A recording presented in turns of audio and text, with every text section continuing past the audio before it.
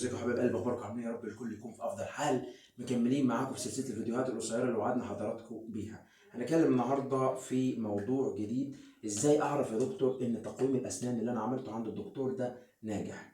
تعرف ان هو ناجح لما يوصل للنتائج المرغوبه او اللي انت كنت عايز توصل لها في المده الزمنيه اللي الدكتور بتاعك حاططها. يعني مثلا على سبيل المثال عمل لك تقويم وقال لك هياخد مش عارف سنتين عشان نقدر ان احنا نعدل السنان اللي هي معوجه كده ومش عارف ايه وكذا في الوقت ده.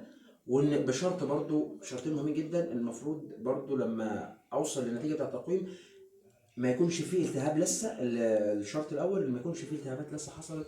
الشرط الثاني ان ما يكونش في التهاب لجذور السنان حصل. مش عايز اقول لك شروط، بس يعني هي دي يعتبر الحاجات الاساسيه اللي انت المفروض تخلي بالك منها. وشرط برضو ما تغفلش عن تثبيت السنان. يعني ما ينفعش في مثلا ساعات الاسنان بتتظبط بالتقويم بترجع بعد كده ترجع لمكانها تاني.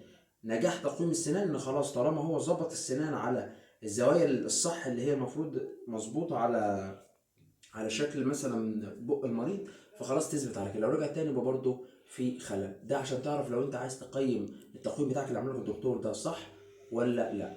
اشوفكم الحلقه الجايه. السلام عليكم ورحمه الله وبركاته.